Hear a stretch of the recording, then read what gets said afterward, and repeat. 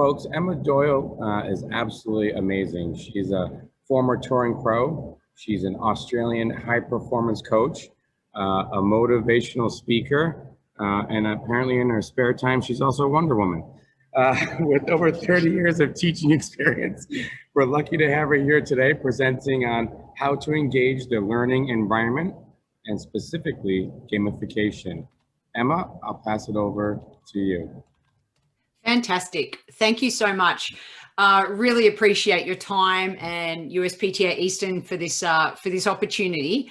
I'm going to go ahead and share my screen straight away. And just as I do that, I caught the tail end of some of those awards, and yeah, just really enjoyed watching and listening. And to the first question that I'm going to throw out there, my holy grail question of coaching, which is in 1 to a maximum of 3 words, what makes a great coach?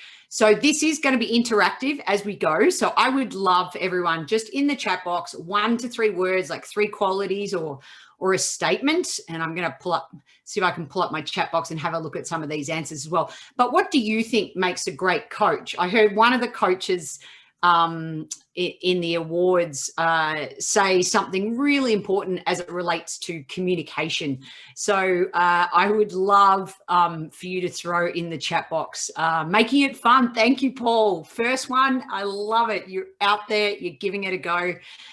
Remember, there's no such thing as a wrong answer when it comes to this question, but certainly I'm going to type in the 3 things that I really believe in. And I would love to see, we've got passion, communication, flexibility. Thank you, Jason. Listening. That's definitely one that I heard from one of the speakers just now. The 3 E's from me: energy, empathy, and enjoyment, that taps into listening. Listening is in the top 3 responses of 450 coaches. Energy, thanks, Matt. Sandra, judgment-free zone. Wonderful. Great answers. I love that you're all having a go. And if it's okay with one of my 2 Jasons I know helping me out here today, I would love to give away a prize, because this is gamification, right? So the person who interacts the most in the chat box, I'm going to be posing questions as we go and really listening and taking in the information. I would love to offer them one of my little ebooks, the green ebook. So that's up for grabs. Already a prize up for grabs, even though I can't be in person yet. Game on. I love it. All right. So even though I said I can't be in person, I'm actually going to start straight away and let you know that I am going to be in person. I can't tell you how grateful I am to the USPTA Eastern and its members for creating this opportunity. This is my first live gig since February of 2020. I cannot wait to get back on court and be with my fellow coaches. So if you're interested, I'll pop the link in the chat box right at the end, and it's also there on the form. But you get 4 USPTA credits, and it's all about unpacking the Rogi pathway. So we're going to be starting at blue stage 2 to 5, only just to get us our brains thinking, doing some decision-making activities, because as we know, kids learn best through opposites. So if I say black, you say, pop it in the chat box. First person. If I say hi, you say, pop it in the chat box. Oh, I love it. I love it. We've already got some people that are like, yes, I want to win this green book. Sorry, Jasons, I don't know how you're going to work out who's going to win it, but I'll leave that up to you to figure out.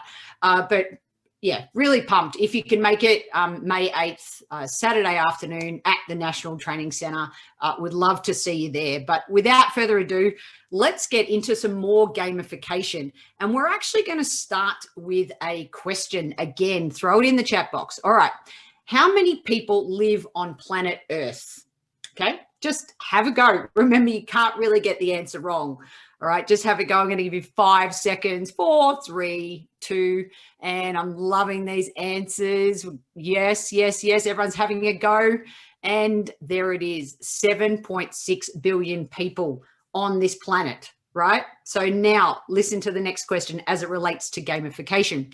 Of that 7.6 billion people, How many people are playing online screen, as in screen, like screen games, and offline? So what I mean by offline is sporting, like physical activity, of 7.6 million people. Online games and offline games. Have a guess. What do you think? How many of that number that I just showed you? All right, we've got the answers flooding into the chat box. I'm loving this listening and interaction already. Notice I'm starting with some gamification. The answer is 2.2 billion people. Okay. All right. So that's the number. Now, here's the real kicker of a question, especially specifically as it relates to our topic. Of that number, as in 2.2, okay, how many people are playing online games? In other words, they're harder to convert into sport. So of that number, which is more on the side of got the headphones on and they're playing just online games.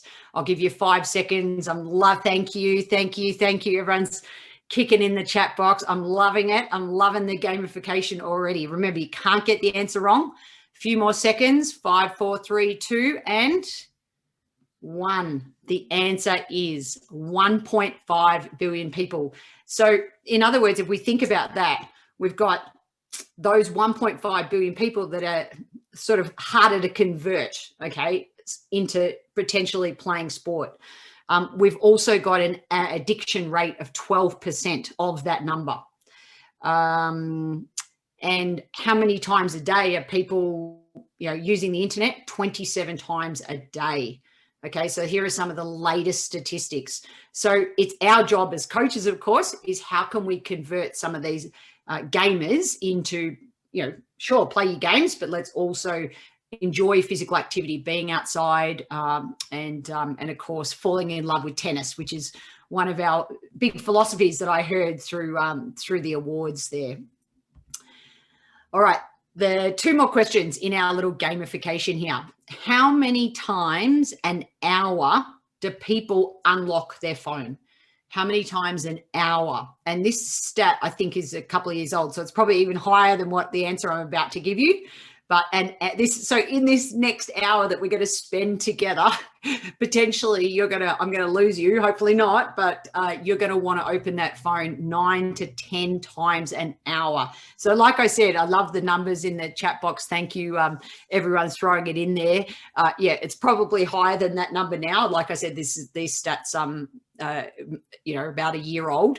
So one of my goals is hopefully you're not going to unlock that phone in the next hour. I'm going to keep you engaged because this is about engaging the learning environment. And finally, just a little fun one here. It is, of course, the average attention span of a human in 2000, we're looking at 12 seconds. The average attention span of a human now, we're looking at about 8 seconds. So the question is, to throw in the chat box, do you think that the human have a longer or shorter attention span than a goldfish? Yes, a goldfish, right? Have a human or the goldfish? Throw it in the chat box just as a bit of a laugh. Our last gamification little quiz before we go.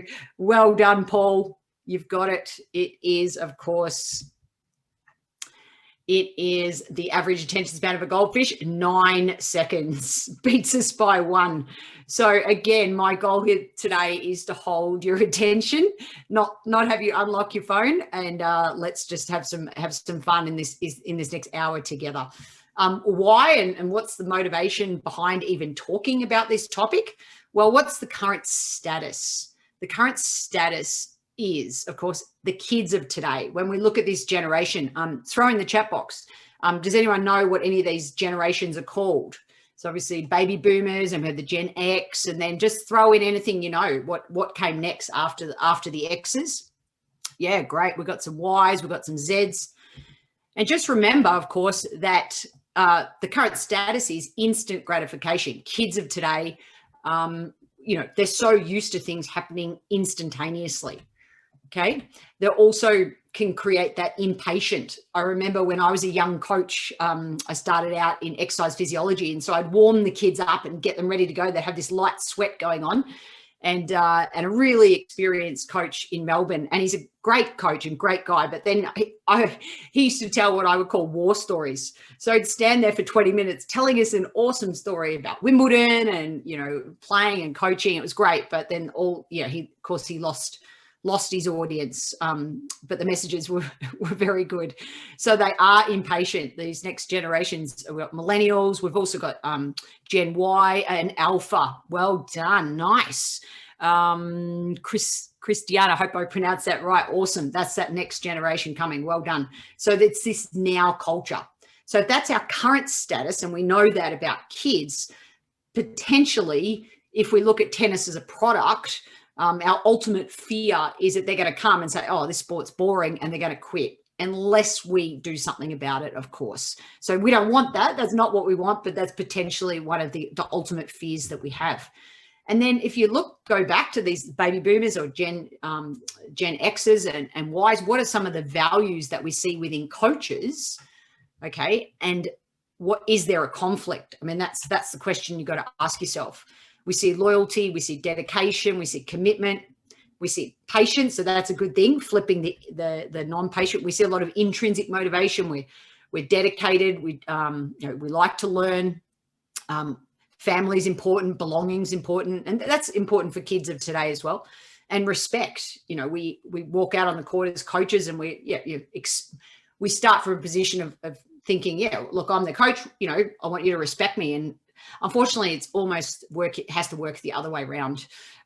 So sometimes it can be that conflict of values between the current status and, of course, the next generation. So if we flip the current status into what are the promises of this webinar. So what I'd love for you to be able to walk away with is some pretty cool language tools. So just, again, you don't have to agree with anything that I say. You just have to be super, super curious. Okay. So language, some of the ways that you can reframe your language, some words you can just play around with.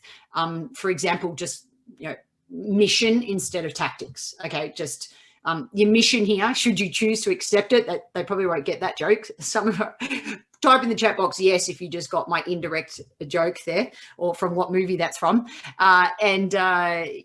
Just try it on, right? Just add some of these things into your coaching toolkit. That's my little nephew there. Bodhi, I love that picture. I was doing a presentation at Australian Open Grand Slam Coaches Conference, and he won one of the little gamification games. It was called the Grand Prix, and he threw both his arms up like he'd won Wimbledon, which, of course, tapping into their motivation is our ultimate key, because it doesn't matter what we're motivated by. It's obviously, put the player at the center of the learning, and what do we get? We get them to understand their motivations. So that's the promises of this webinar that I'm going to tap into. And finally, some creative ideas. So I'm going to show you some practical activities, depending on how we're going for time, but I've also put them up on my YouTube channel, at least 5 gamification activities, including tennis Quidditch, so that ultimately rather than our ultimate fear, our ultimate aspiration, of course, is that we retain our players and they fall in love with tennis, because we never know where their journey may lead. So that is the promises of this webinar, as long as you don't unlock your phone and miss some of the messages. All right, so I'm going to pause there. Jason, do you want to check in with me, and if there is any questions come up that you need me in the Q&A? Or are we good to go? Keep going? Keep on going. Keep on going. I love it. So remember, as questions come up, throw them in the chat box, and each time I stop on screens like this, I'll check in with my 2 Jasons. I love that. All right, here we go. We have got for you 5 strategies. All right, the first strategy is what is gamification, and I'll also just say, is it another buzzword? Okay, is it just like, this is the latest thing, right? And in some ways, well, let's go through the definition first, and then I'll sort of answer that question for you as I think, what I think about that. Gamification is the use of game-like thinking and mechanics. So game-like thinking and mechanics, so that you make the learning fun and beyond fun, something where they actually improve. That's important. so that they want to come back. That's the engagement piece. They want to come back week after week after week. Okay. One of the most successful stories I have around that was this little boy I was coaching who he was really into Minecraft, and he'd had some behavioral issues within the group lessons. So it was a private setting. And so we just played Minecraft every single week. Okay. He just collected the stone, the brick, the water, the cement, and he built a house out of cones. But once he achieved each of the themes or the activities, and we'd focus on consistency, and we'd focus on attack and defend. We'd focus on all these tactical objectives, missions, and he didn't miss a lesson. And it was still one of a really cool sort of success story, especially with what he's doing now with his life, so that they can experience. This is the critical part of gamification as well. Success and failure frequently. We want success and failure frequently, because that's tennis. As we know, and I love that stat about Nadal. It's probably not exactly 100% right, but of all the French Open matches he's won, we're looking at 98% of all these French Open matches. That's his winning percentage. But how many points is he winning compared to losing? I mean, he's still coming second in the rally at least 46 or 48% of the time. So tennis is a game where we have to get over ourselves really quickly, really frequently, and experience success and failure. And so gamification does that. So back to the original question I posed, is it just another buzzword? Certainly from my perspective, it's just great coaching, because it's using scoring systems to help with that motivation, using equipment to help with that motivation. And so good coaches have been doing this for years. So yes, it is another buzzword, but if you do take the principles of it, which I'll get to in a minute, you can do some pretty cool things. So let's press on. All right, that's the first strategy. The second strategy is back in the chat box. Get ready to be engaged in the chat box. All right, so it is the motivation, as in the why behind why people play online games, and then we can talk about how that relates to tennis.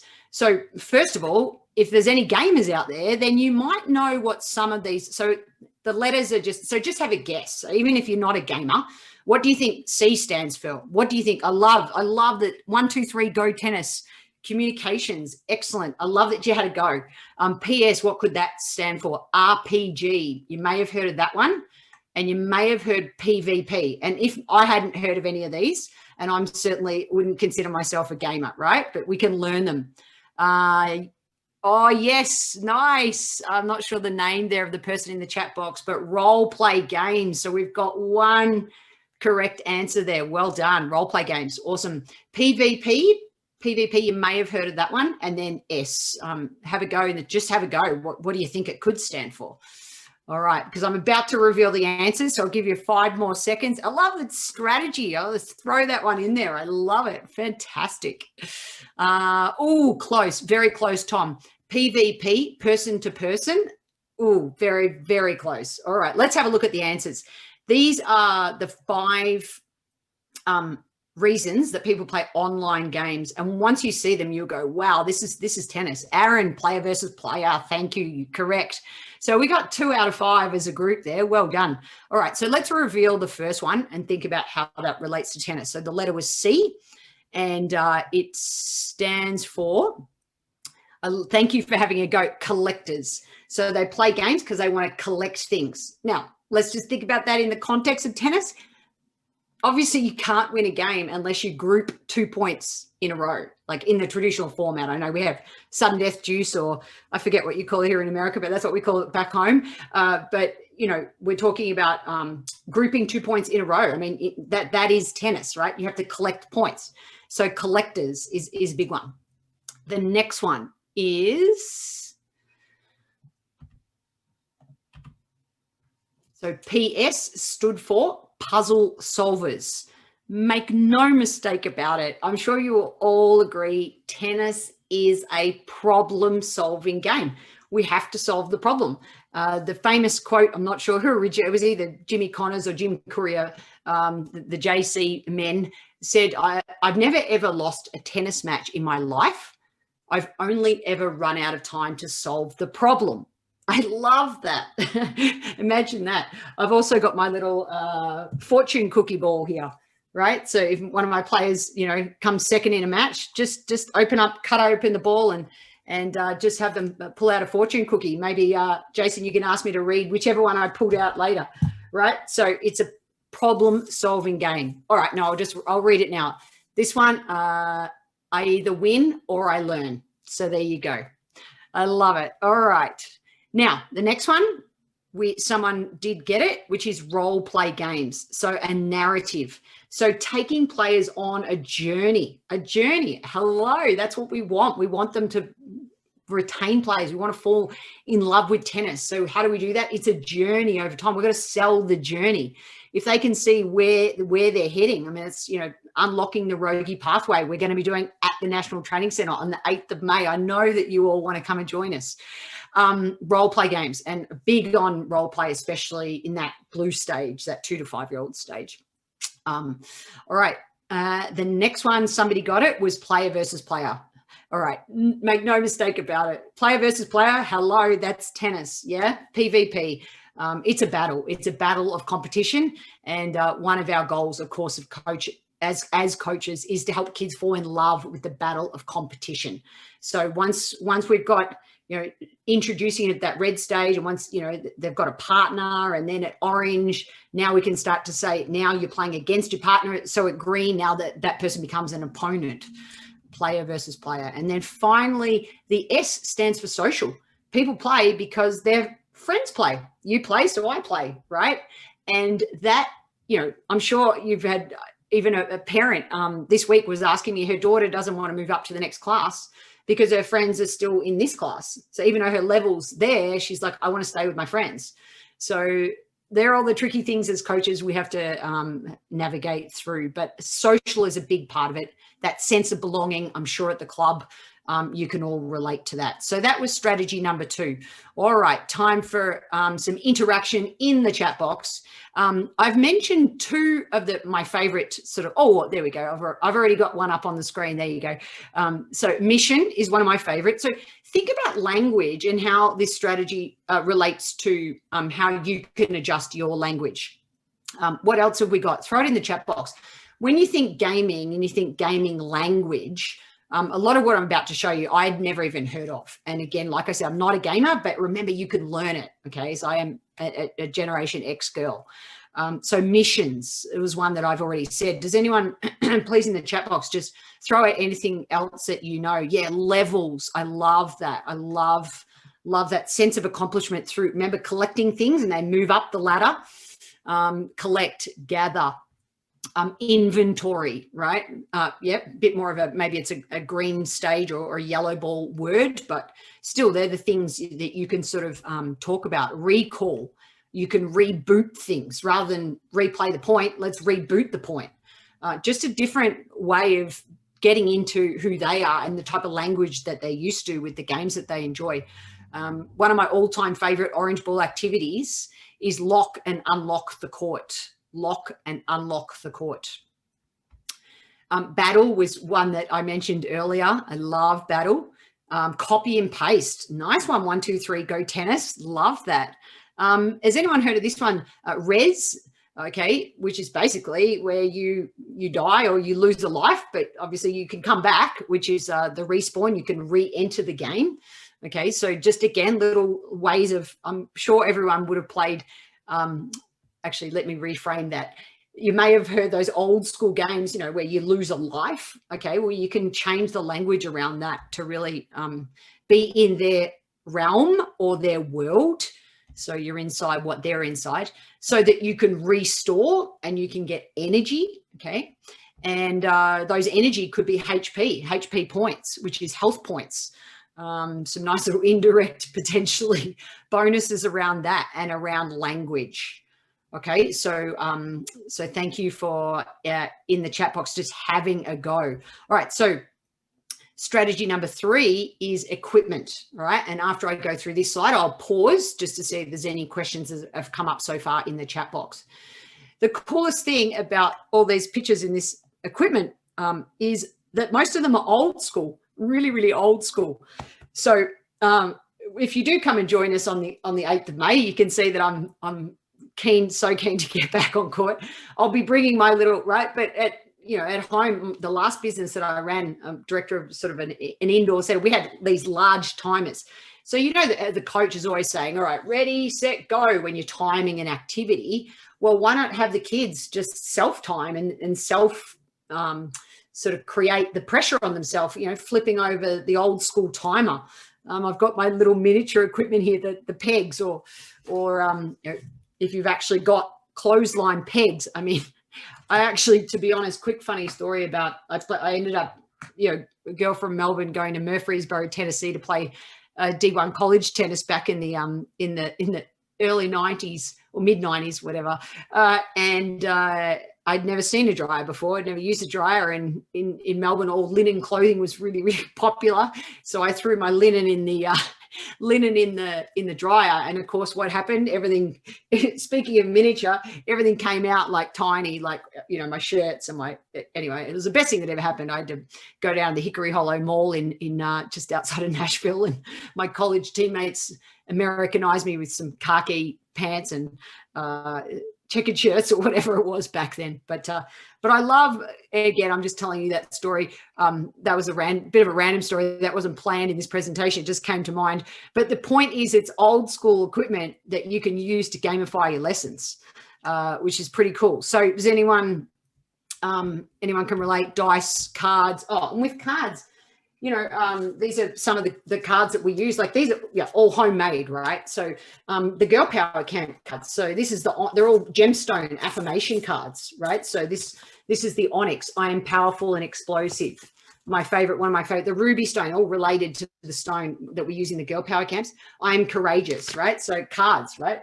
The mission cards, right? So a bunch of mission cards. This one here with Nadal is win the point with your opponent behind the baseline, right? So just a bunch of these cards, male and female role models, of course.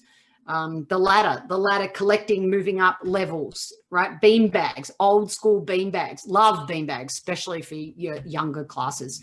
Timers, pegs, or pins. That's right. That's what they're called here in the States. And just using the cones and just using the balls, you'll see that in the activities that I'll show you live. Great. So who uses any of this equipment already? So just throw in the chat box as I reach out to Jason, and I'll just pause there to see if there's any questions that have come up in the chat box. But let me know what equipment you have, or what are you going to go to the dollar store and potentially it's $2 store back home, but the dollar store and buy some equipment. I love those stores. Jason, I'll just check in with you there. Has any questions come up? No, we're looking good. Keep on going. Just a lot of comments. People are loving it. All right. Fantastic. So that was strategy number 3. And strategy number 4 is, I just want to briefly mention that, my dad and I trained a lot together as kids, and he's a scientist. So he's not a tennis coach, but of course, he was my practice partner for many hours.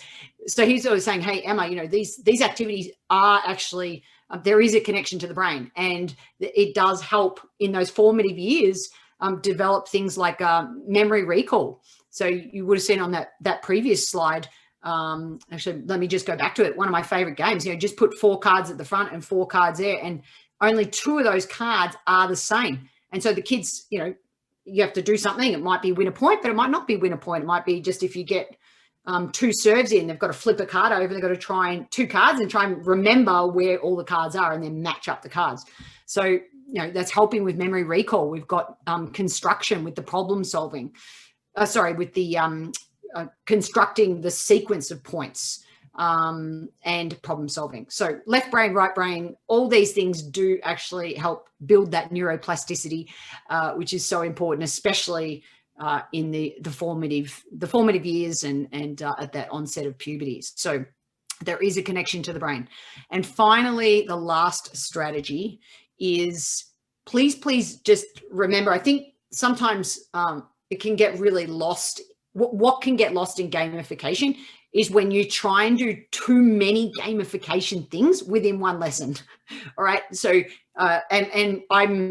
this is a real example of the training blocks. I'm a big believer in sharing your annual plan with your parents in advance, so they can oh, wow, this person really knows what they're doing, because this is what's coming up. And, you know, if parents do want to then help their children, they can help them tactically. They can help them with the mission. Okay. And that is, of course, so let me just go through an example. January, we've got a 2-week training block.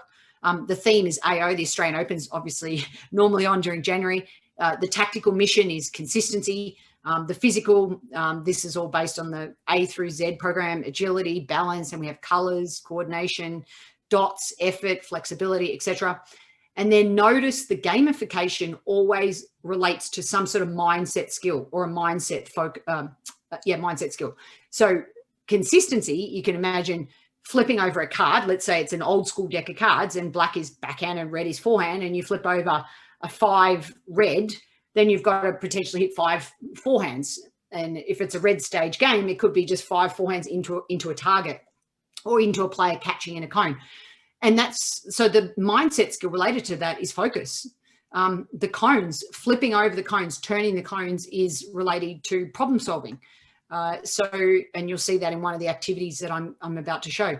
So please note that it does live within an annual plan, but I wouldn't suggest that you do within, say, a training block, the dice, then the cones, then the cards, then, you know, you keep swapping it up. You want the kids to get familiar with things. So in many ways, they can do little self-activities and really understand and take some ownership over that as well. So we can build in those old school, remember the old school coaching values, we can build them into the way that we go about things, indirectly, of course. So that's really important. I really think annual plans. Oh, and on that, you're probably wondering from this annual plan, what's missing? What is missing? I haven't thrown anything in the chat box lately. So let's throw it in the chat box. What's missing from, you think about the important elements of teaching tennis and improvement. Does anyone want to have a guess? We usually focus on four things. All right, just have a go. Show me just have a guess in the chat. Tactics, mindset, physical, and of course, yes, scoring. Yep, good one. I like that. I would put that down. The scoring very much is tied up within the gamification. There's one more that's missing that people love to talk about at conferences. We love it. Of course, what is it? Team points, yes, within gamification. That's sports personship is within mindset. So that's always within mindset, but I love it. I love it. We always shake hands and say, thank you for making me a better player. It starts with T. What coaches can't get enough of? It's all over YouTube. What is it? Teamwork. I'm like that. It comes under mindset. Team spirit, minds, technique, Anna. Thank you, Anna. Technique. We've got tactics in there under, obviously, tactical in front of you. So of that annual plan, what's missing is the technical aspect. And am I saying technique is not important? Absolutely not. I'm also a technical junkie. Like, I love it as much as everyone else.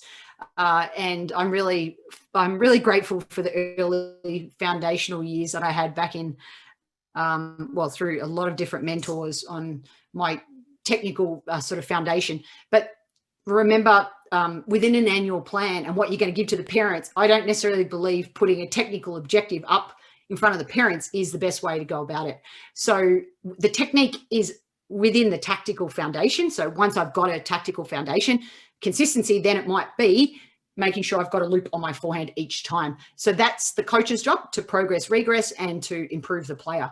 And that's for the coaches. You know, maybe you could add that into your annual plan, but make sure that's, you know, for your coach staff training, not for an annual plan that you share with your parents. So, all right. Thank you, everybody, for those comments in the chat box. It's going to be so, I don't know, the two Jasons, I don't know how you're going to work out who was most active in the chat box. I'll leave that one to you. All right. The tactics. So the tactics is, how do we apply these principles? And what we're going to do now is we're going to look at a video. And within the video, you're going to see you're going to see 5, if we have time, hopefully we do, 5 activities. So the video does go for just over 10 minutes, I believe. And when you're watching the videos, I'd love for you to be in the chat box. I love, Abby, you made me laugh there. For us grannies, I put myself in that category too with, I've been coaching since I was 14. So all things that we can learn, I learn something new every day. So I want you to think about, when you're watching the video, I I want you to think about what is the gamification equipment. I want you to think about always what is the tactical objective. And I want you to think about what are you observing? Okay, so just you can write in anything. And are the players having fun? You know, here's just that little picture there. Look at the little positive affirmations under the cone. Just again, homemade equipment. I can do it. I love competing. I'm ready. I belong here. You'll see that in one of the activities as well. So just in the chat box, I'll be in the chat box as well. Please sit back, watch the activities. They'll just go back to back. And I'm going, when I do this, Jason, can you send me a message in the chat box to make sure that you can hear the sound and hopefully that you can, everything's going well. We're going to start with tennis Quidditch, and please interact in the chat box with me as you watch these activities. Okay, so here's your first taste of gamification. Now, this is called tennis Quidditch. Okay, pretty excited to show you this one. I invented it in 2002, and I promise you the kids absolutely love it. So these are called golden balls. Now, Tina down the other end actually played on the tour, and when you win championships in America, you win these golden balls. So these are our little golden snitches today. So come on out, Maddie and Clay, yes, and I'm Coach Emma. Okay, these are our little champion players here today. So this is how the game works. So the first part of the game is the players have to hide the golden snitch under one of the cones, and the other player doesn't know which one it's under. Does that sound cool? So do you want to close your eyes first and face that way? Close your eyes, and you're going to run down the other end, and you and Tina are going to run down to Tina, and you're going to hide that golden snitch. You've got 10 seconds. Go. 10, 9. Oh, look at that run. I love her energy already. So that's what the kids are doing. So they're going to hide it under one of the cones. Now, of course, Clay doesn't know which one it's under. Okay, well done. Now you stand behind Tina, and Tina's going to then, and then can you get her to close her eyes and face that way? All right, are you ready, Clay? All right, go. You've got 5 seconds. Hide the golden stitch under one of the cones. So again, this end, the kids can choose any cone they want. It's under there, and then he's just going to, now Tina and I are going to demonstrate so the kids get a feel of what it's about. So starting with a nice overarm throw to begin the point. Touch the ground so we get that nice palm down with the overarm throw. And then we play out the rally. It looks like this. So we're competing from the word go. And as soon as the rally's over, we're both going to freeze. So, freeze. So she came second in the rally, freeze. So she runs to the closest cone, which is the green one. She lifts it up. It's not there. Now you run the cone off the court. While she does that, I get another ball. And how do I start the rally? I touch the ground. Beautiful. And we start the rally. So watch one more time for the demonstration. So this time, freeze. She runs up to the cone. She lifts it up. The golden snitch was there. So she picks it up, pick up the golden snitch. We're coming to the net. We shake hands.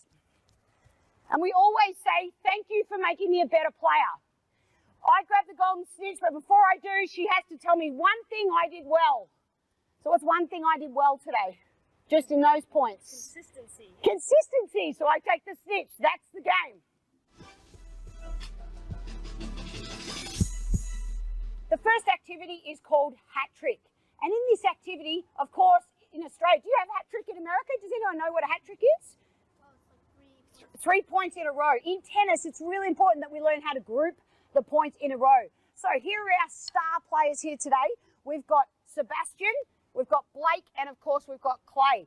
Now, in this activity, what you'll see in a minute, we're going to use the shape of the court. We're going to change the shape of the court so that you can serve anywhere in the half, not just the service box. Now you have to return the ball. Now as Clay, you roll the ball out, you're going to use the inside of your foot to kick it back and still try and win the rally. Tina and I will do a demonstration so you get it. You have to try and win 3 points in a row. Now gamification for this activity is they have to try and work out what is spelt under these words. So if you win 3 points in a row, what he'll do, this is your side here. Sebastian, this is your side here. You'll come over, remove the cone and turn over the first letter in the square. So then it's 1, 2, over, 1, 2, 1, 2, 1, 2, 1, 2, 1, 2. And then they swap over. So that's what you got to do. Try and spell the word. As soon as you think you know what the word is, it's something to do with tennis, you win the game. It's that simple. Are we ready? So this is called hat trick. It looks like this. The players start a little bit further up the court. Now they can serve anywhere in the deuce court, not just in the service box. So it looks like this. Stand right back, Sebastian. Good man. Beautiful. Here we go. So I serve anywhere in that half. Now she's got to hit it back, kick it back, and try and get to that ball. So there's a tactical learning there. I'm not going to tell Tina, and I'm not going to tell the kids. They've got to try and discover it and work it out. Let's do another. So's Tina. Fantastic. Here we go. Good. Play ball. He's got to roll. Kick. Good. Now compete. Compete. Now this marker here is only where you serve from. You don't have to use this as a recovery position. I'm going to let you decide where you think the best recovery point for you is. So how many points have you won? One. Now, anytime we hit the ball in the net, we'll move it straight away. Okay? There's a reason behind that, and I'll ask you later. Stand right on the line. I want the kids to stand right on the line there. So they're serving in the middle, so you get all these cool things with the racket head that they have to discover. Okay, all right.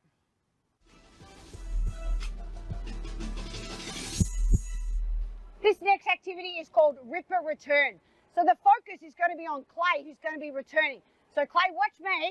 How it works is Tina's still aiming and directing her serve, and obviously I'm trying to think about my return patterns. Okay, looks like this. So move left, hit right, hit the first shot, and then I've got to catch that next shot. So I'm thinking about, did my return put her under any pressure? And she's also thinking, did my return put her under any pressure? If not, you just leave the cone at the back of the court where it is. If the reserve or the return put us under pressure, we move it one space towards the side fence. So it's ripper return, getting the kids to feel, move right, hit left, move left, hit right. When in doubt, hit it down the tunnel. So giving them little things to think about in their head, as well as scoring, not based on whether the shot goes in or out. It's based on whether the shot impacted you. You pick up the cone and you take one step towards the side fence. That's the scoring. That's it. Are we ready? Run down the other end. Brooke, you're going to serve. Clay, you're going to do ripper return. So do you remember? So just show me that you understood. So get ready. All right, ready, ready, position. Now the serve makes you go this way. Move right, we're going to hit it. Left. Now go this way. Move left, which way are you going to hit it? Right, and when in doubt, hit it down the tunnel. Then so Brooke, serve and first shot. Serve and first shot. Then you run over and you've got to try and catch her next shot. So he's having a look at the impact of his return because he has to catch the ball. All right, here we go. Ripper return. Good. Good. Now catch this ball. Catch it. Good. Good. Great return. So walk over the cone. You leave it where it is, or do you think that she impacted you? Did she put your... Yeah. He does. He thinks so. He moves her over one. Well done. So Brooke, if you feel his return impacted you and put you under pressure, you move your cone one step towards the fence. Okay, here we go. Leave it still if nothing. All right, ready, position for your return. Here we go. Let's have a look at which way he moves. So he moves this way. Yeah, that's a great serve. That's a great serve. So even though he didn't stick to the pattern, it was a great serve. Where were you trying to hit it? Yeah. So when in doubt, down the tunnel. Yeah. All right, so he's going to move it. Big step, big step. One big step. There you go.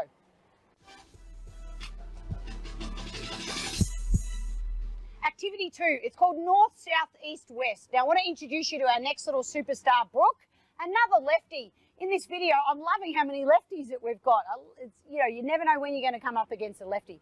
Now, this activity, North, South, East, West, we're going to demonstrate it first, but essentially the score line is where we're working on trying to close out the match. So in these situations, we are up in the score line. So the score line is, for example, 40-30, okay? And if I win that point, then I'm going to come over to my first cone and flip over the cone. And on the bottom, each of the cones will have an affirmation. So you turn it upside down and you say, I can do it. And then you go to the next side of the court. So that's how it works. Could you flip that one back over for me? All right, so we're going to demonstrate on the juice court. And I'm going to start over here. Now, I'm going to choose either, for example, over on the juice court, north is way back here, south is up here, north, south, east, or west. I choose where I want to serve to start the rally. Okay, you can pick for me. What would you like for me for the demonstration? Okay, I can tell already that was his question to see how that's a pretty smart answer. This one's obviously the easiest one. So I'm up in the game. Okay, there are 4 times where I'm up in the game. 40, 30, 40, 15, 40 love or advantage in. What do you want? Okay, so the score's 40, 15. If I win this point, I turn over my cone. Okay, it looks like this. I'm serving from here. Got to serve it in the box, and we compete. I won the point. I come over to my affirmation.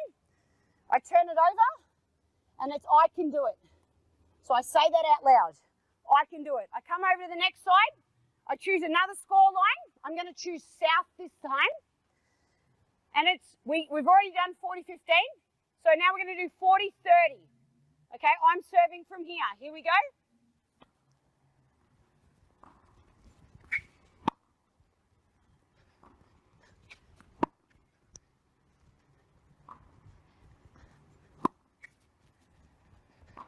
Okay, I came second in the rally. I just go to the other side and the score was 40, 30. So now the score is juice. We keep going until I can flip over all 4 of my affirmation cones. South. You can move, you can move. All right, now was that a coachable moment? Absolutely. What do you need to do better after you serve? Yeah, get ready based on what you think he's going to do. Okay, I love what you did after you played. So after you served, here you moved to here, and then you moved in. I love what you did on the second choice. Have a think about your first choice. Okay, did you win the game? Okay, so what do you do? And read it out loud for me. I belong here. I can do it. I belong here. Fantastic things that we want the kids to say. Okay?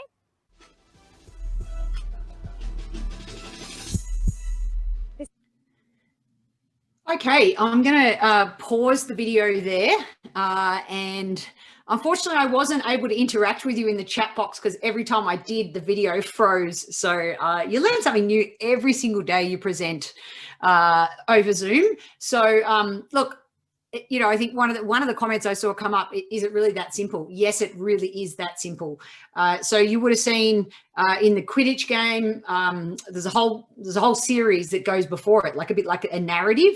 But you know, it's a problem-solving activity, and there's a little bit of chance which builds resilience, because once you hide the golden snitch under one of the cones, I could say be playing against my opponent and I could have won 5 points and they only win 1 point and they could still win the game. They could still find the snitch first. So again, builds character, builds resilience, and it's problem solving of where you think the snitch might be hidden under. So we saw gamification there. Then on the next activity, the hat trick, use of the ladder, we actually did like a spelling bee, like they did. One of the words said Serena and one said Sloane. So teaching our young male players about role models, American role models. What are some more of the affirmations? I've just seen Sandra asking there. Things like I am present, I am ready, I am here, I am now. I love competing, I belong here, I can do it. Things that just really help them stay in the moment. With the Girl Power Camps, we tap into a few other things relating to the gemstones, but yeah, there's some of the ones just to help with the affirmations to help the players stay in the present. And with that game too, Sandra, when they get to the blue cone, I ask them how many goes at match point do they want. So adding extra pressure on that final one to win that 4th point. And if they come second in that rally or they lose the point, depending on their age and level is the language that I use, they've got to start again.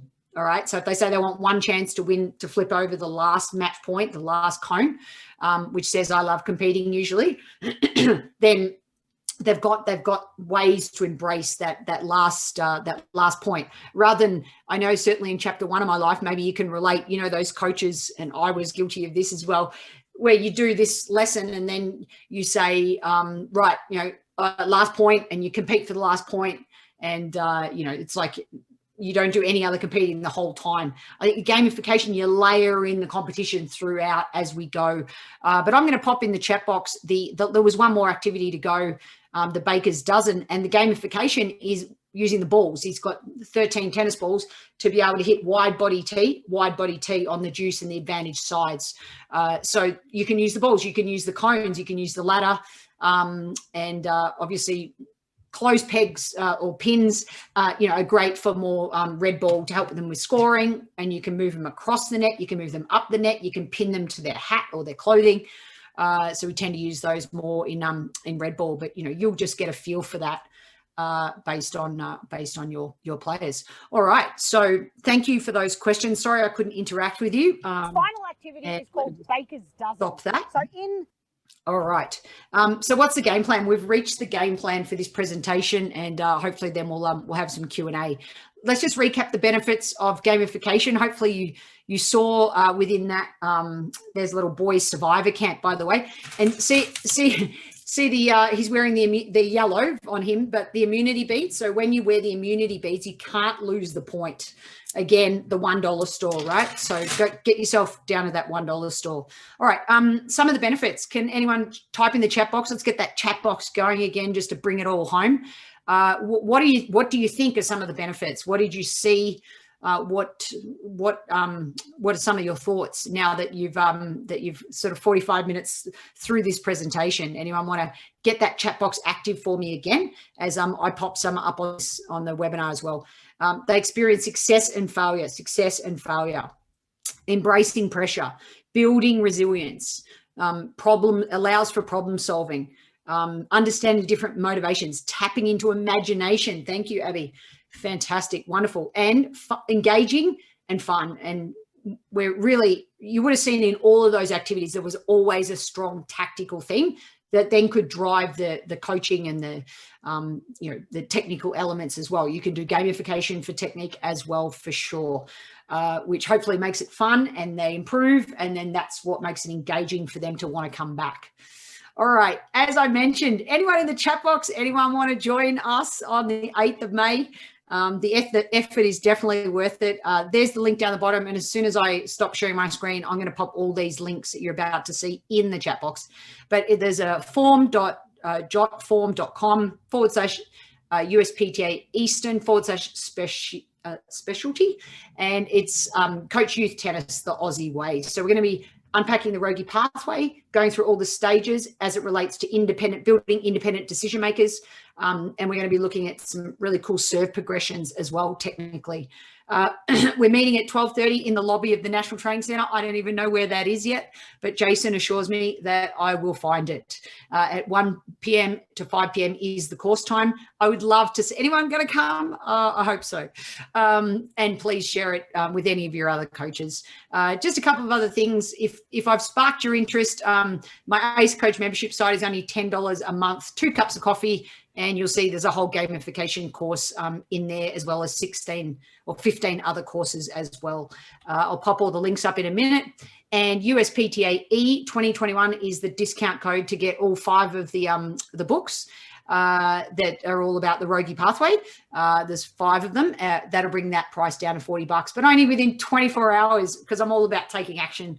So that code is only available in the next 24 hours. Like I said, I'll pop it up in the chat box once I stop sharing my screen. And the last one, my Girl Power camps, I'm pretty passionate about those. If anyone wants me to come and run one, like I said, I'm back in person. I'm on your side of the world just for about 2 weeks as of Monday.